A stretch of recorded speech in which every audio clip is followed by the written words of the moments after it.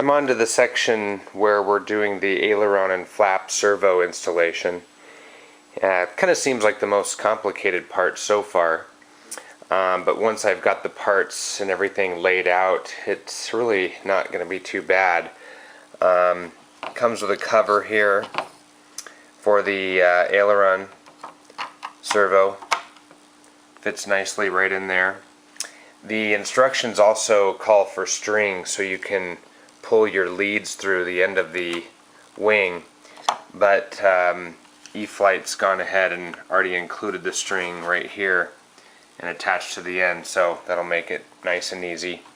But what's going to happen is we're going to glue these little wooden mounts onto the back of the panel, and we're going to use those mounts to mount our servo to. So in essence, when it's done, it'll look similar to this. Obviously the servo is going to be on the inside. It's going to sit about like that. Turn here.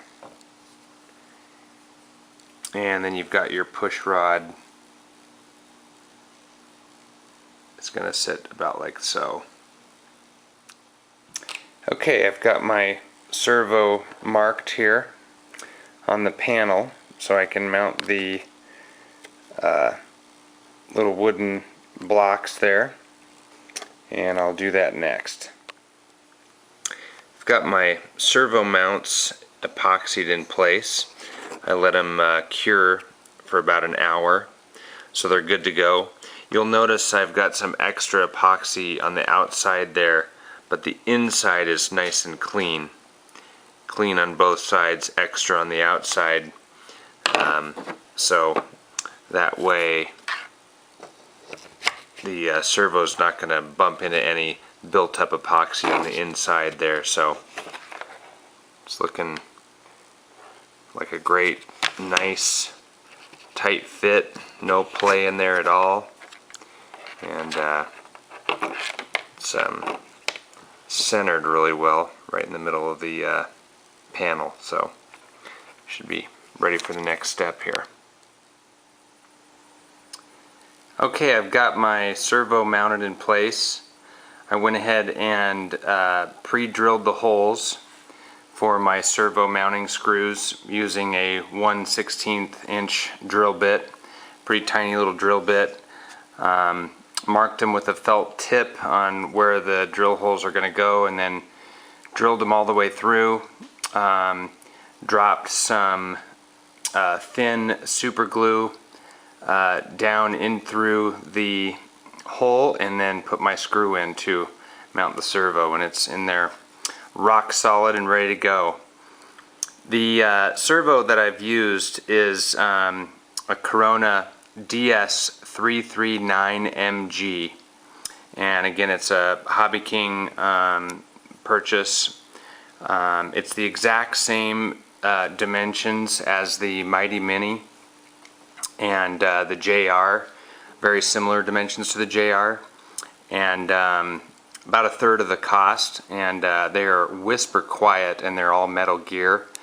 Really nice, heavy feeling, very solid feeling servo. So so far I've plugged them in and got them all working, and they're all working great, so should be good to go there. I'm getting ready to mount the servo panel to the wing, and I've got everything ready to go. I also drilled out the outer hole of the servo arm with a 5/16 inch drill bit per the instructions to accommodate the servo arm. I clipped the lower arm off so it doesn't hit the other side of the wing. But I can see one problem here as I slip the panel into place. The arm's going to connect to the control horn here, but what I've got, I don't know how well you can see this, but the outside tip of the control arm is going to hit the panel here. As the servo rotates back and forth, it's going to hit right here and it's going to hit right here. And you know, I lined it up accordingly to the instructions. You can see there is not a lot of room for error there. You know, some more experienced modelers would probably maybe have seen this coming or know how to fix it. About the only thing I can think to do is to take a Dremel tool and grind this tip down, you know, a 1/16 of an inch or so, or close to the edge of this plastic piece, so I have freedom of movement. It's not hitting my panel. I suppose I could also shave off part of the panel, but I hate to do that, and I'm certainly not going to reinstall or move my servo after all the gluing and screwing of it to the panel. So kind of a challenge there, but I'll, you know, do my best to work through it here. Before I thread the servo lead through the wing, I went ahead and tied some 10-pound fishing line around the end of the servo lead and the end of the extension. So there's no way it's going to pull apart when I go and pull it through the wing there. So just a series of simple overhand knots with 10-pound line, and that will keep it stable in there for a long time. So I went ahead and did that little modification. I ground down the very tip of this push rod, so there is clearance now between the edge of the panel and the rod when the servo goes back and forth. Try to move it a little bit there, but it's hard without this being secured, but kind of gives you an idea what I was trying to do there. It will move in and out now without touching this panel at all. Again, this is about the only thing I could think of doing. Some of you might have had a much better idea, but that's what I did, and there is still some clearance there. This is a very sturdy little plastic piece, so I don't see how this is gonna, you know, pop off or anything. It should be fine, so go with it for now.